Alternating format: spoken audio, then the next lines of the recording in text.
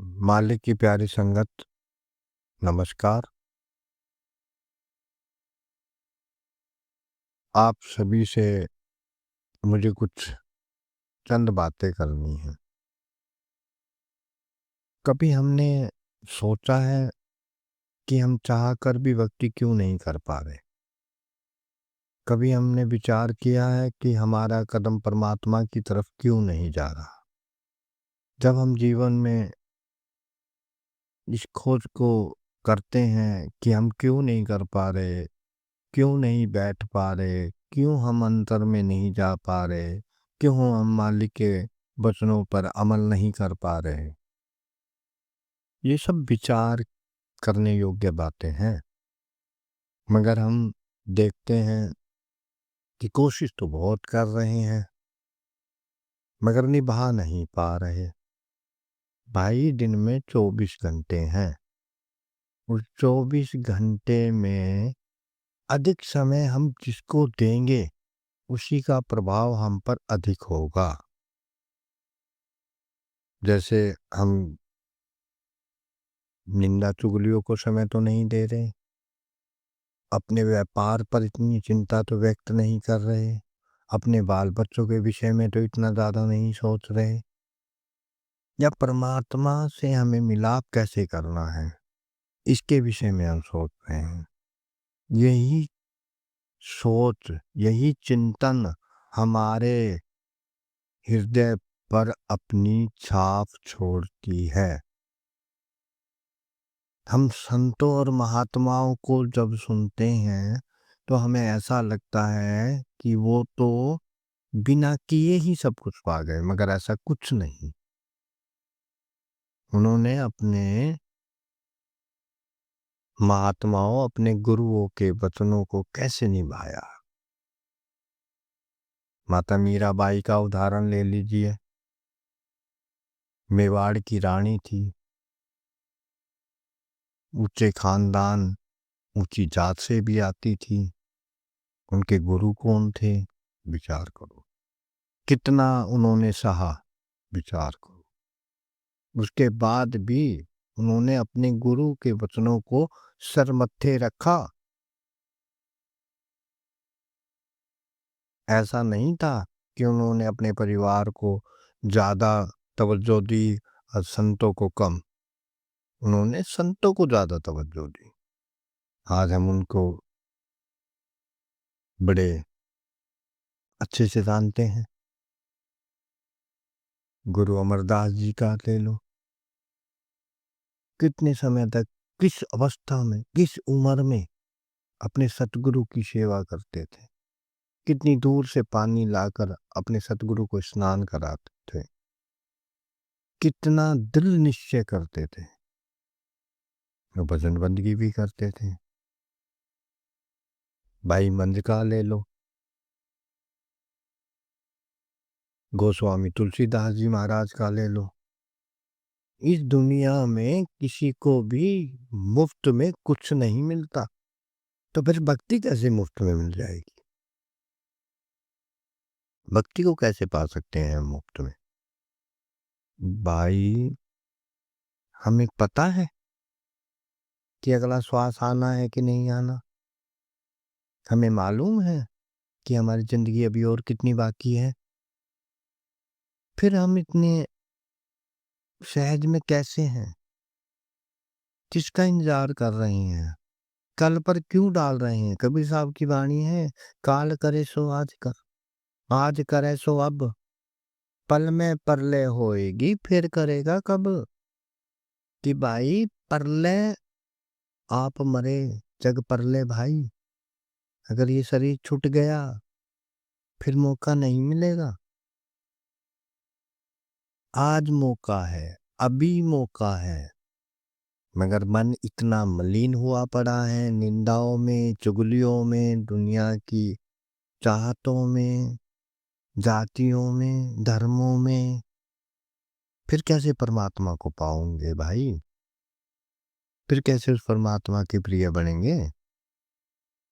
बस एक बहाना है कि वो जो आए हैं, जिन्होंने हमें अपनाया है, वो ले जाएंगे। भाई उनकी ज़िम्मेदारी है, मगर अपनी ज़िम्मेदारी भी तो पूरी करनी है। जीते जी अगर रिश्ता नहीं जोड़ा तो मरने के बाद कौन-सी गारंटी है कि जो हमें वो परमात्मा अपने साथ ले जाएगा? किस मुकालते में बैठे हो भाई? ये मुकालता मन से निकालो। उस परमात्मा से अगर मिलना चाहते हो तो आज से ही करो। कबीर साहब कह रहे हैं, सुमिरन की सुध यूं करो जैसे दान दाम कंगाल, एक पलक बिसरे नहीं हर पल लह संभाल। कि भाई उस परमात्मा के को ऐसे याद करो कि जैसे एक कंगाल अपने पैसों को बार बार गिनता है। उस परमात्मा को ऐसे याद रखो जैसे हम श्वास ले रहे हैं। श्वास को याद करने की जरूरत नहीं है ना, जरूरत है ना जीने की, लेते हैं ना। वो भी आत्मा की श्वास है। आत्मा तब जाकर निकलेगी इस मन के चुंगल से जब यह मन से हम बार बार सुमिरन कराएंगे। थोड़ा सा गूढ़ विषय है। हम बाल बच्चों के लिए समय है हमारे पास, उनके विषय में चिंतित है। ऐसा गोस्वामी जी क्या कह रहे हैं? पूत सपूत तो क्यों धन संचय, पूत कपूत तो क्यों धन संचय। जिसके लिए कर रहे हो भाई, जब ये परमात्मा जीते जी हिसाब मांगेगा, ये बच्चे आपकी खुशहाली की उम्मीद नहीं करेंगे। सिर्फ यही निकलेगा, है मालिक इम्फाल। आपकी सेवा से वो भी मुनकर हो जाएंगे। इसलिए विचार करना है, विचार में ही हल है। भक्ति तो करनी पड़ेगी। अगर इस भूल में हम बैठे हैं कि बिना करे कोई हमें ले जाएगा या बिना करे हमारा छुटकारा हो जाएगा और हम भवसागर के पार हो जाएंगे, तो ये झूठा मुखालता है। ये झूठ है मन का, ये भलावा है, छलावा है मन का, बहुत बड़ा छलावा है मन का। वो भाई संतों महात्माओं को करने की जरूरत थी? वो तो खुद खुद परमात्मा के रूप है। वो क्यों करते हैं? क्योंकि नियम है, यहाँ कर्म प्रधान है। इस काल की नगरी में जो कर्म करेगा वैसा फल मिलेगा। संत और महात्मा भी यहाँ आकर भक्ति करके हमें दिखाते हैं कि करनी पड़ेगी। और हमारी हालत कैसी है?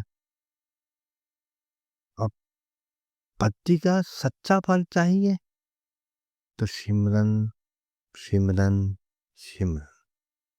जब ये मन शुद्ध होगा, पवित्र होगा, तब ये अंतर में धसेगा। अन्यथा हम कितनी भी कोशिशें कर लें, अन्यथा हम कितने भी बहाने कर लें, छुटकारा नहीं होगा। तो आगे मैं आपके सामने नवदा भक्ति का दूसरा पाठ भी डालने वाला हूँ, मगर मेरा पाठ डालने का भाव ये नहीं है कि मुझे लोगों के सामने कुछ फेमस होना है। सिर्फ भाव यही है कि सच्चा मैसेज मिल सके, हम सच के साथ जुड़ सकें और उस सच को हम पहचान सकें। अगर पहचान नहीं करी तो परमात्मा के घर हम क्या मुँह लेके जाएं? उस धर्मराज के सामने हमें पेश होना पड़ेगा, वहाँ हमारा लेखा जोखा मांगा जाएगा और हमारे ये बहाने नहीं चलेंगे कि हमें पता नहीं था।